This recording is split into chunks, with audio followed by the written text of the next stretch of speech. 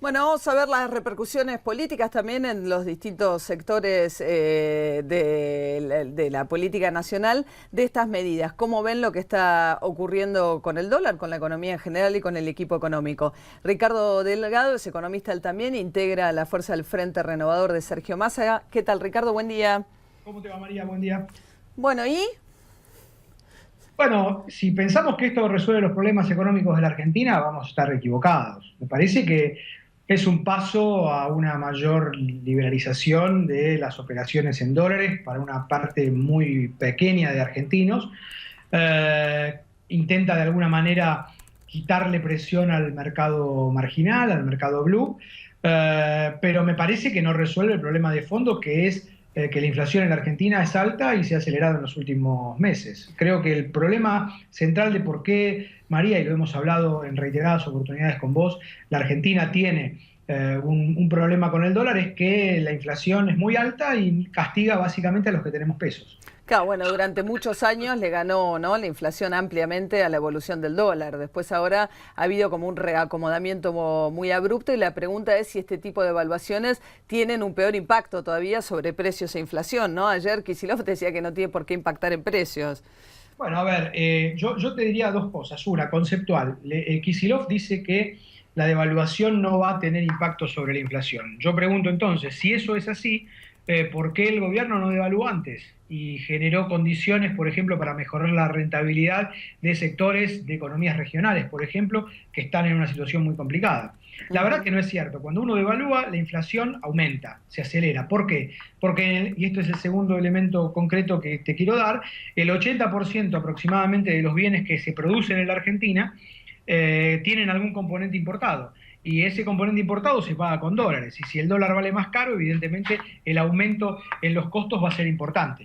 Claro, la amenaza del Poder Ejecutivo, digamos, a través de Capitanich o también en su momento de Kicillof, de ser muy estrictos y vigilar los precios, finalmente daría la sensación de que yo no sé qué herramientas tienen, si es que alguna, para frenar e impedir que alguien cuyos costos suban lo tenga en cuenta a la hora de fijar el precio.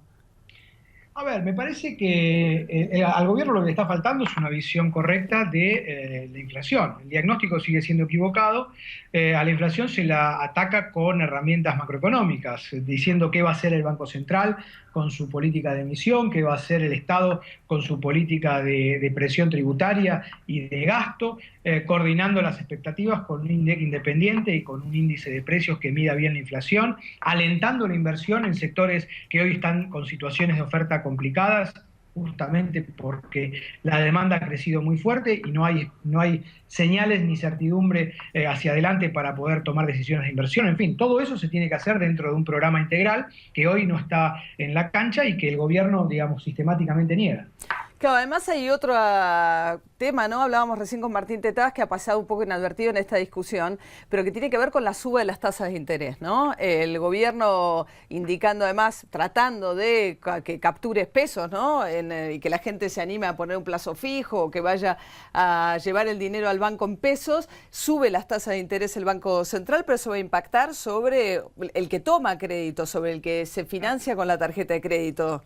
Sí, sí, no solamente con el que se financia con la tarjeta de crédito, sino también con el empresario que se financia con el banco, con los, por ejemplo, con la cuenta corriente, con los adelantos de la cuenta corriente. En fin, digamos, subir la tasa de interés no es la mejor decisión para atacar el problema de falta de inversión, todo lo contrario. Evidentemente, la inversión y el consumo financiado con tarjetas de crédito se va a resentir. Ujú. Y con relación a la evolución del dólar, hay que ver cómo sigue, ¿no? La oferta y la demanda, pero ¿podrá el gobierno sostener el dólar en alrededor de 8 pesos? A ver, todo depende de lo que pase esta semana. Yo creo que esta semana es clave para que el gobierno logre estabilizar algo las expectativas en el mercado de cambios en torno a 8 pesos sin perder reservas. Digo, el punto de fondo es que el gobierno, si sigue perdiendo reservas a este nivel, va a estar en una situación más complicada. Todavía es muy difícil y prematuro arriesgar un pronóstico, pero me parece que el punto central es clavar el dólar en torno a 8 pesos esta semana y lograr que se pierda la menor cantidad de dólares posibles del Banco Central. Claro.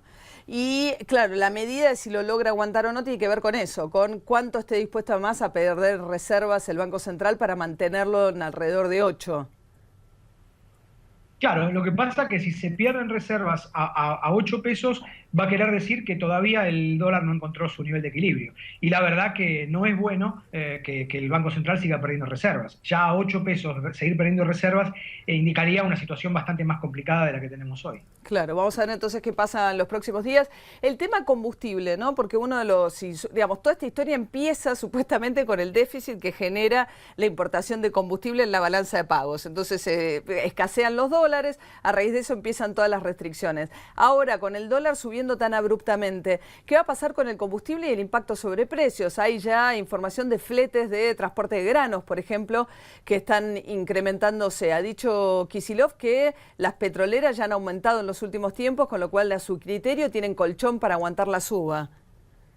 Bueno, veremos, todo indica que los precios y todos los costos de la economía argentina van a ajustar. Veremos en qué manera, cuánto, y todo depende también de lo que haga el gobierno en materia de expectativas. Por eso te digo, clavar el dólar a 8 esta semana y la que viene, por ejemplo, sería una decisión importante. Por supuesto, no perdiendo reservas. Si estamos perdiendo 100, 150 millones de dólares por día a 8 pesos, la situación va a ser bastante más compleja. Claro, como una señal importante, un nuevo punto de partida y a partir de ahí tratar de reacomodarse. Vienen las paritarias también, ¿no? La discusión de las paritarias, nada menos. Exactamente, se vienen las paritarias, se viene, sobre todo además veníamos con una inflación que ya estaba calentando, estaba en 30% de piso para el 2014, y esto obviamente lo que pasó la semana pasada, jueves y viernes, con una aceleración importante de la devaluación, evidentemente ya te ponen en una instancia inflacionaria mayor, y eso va a hacer que los sindicatos reclamen un aumento mayor y probablemente también reajustes que vayan más allá del año, ¿no? Que sean semestrales o incluso trimestrales en algunos sectores. Ricardo Delgado, muchas gracias por ayudarnos a pensar con nosotros cuál es esta nueva coyuntura económica. Gracias. Muchas gracias a vos. Chao, María.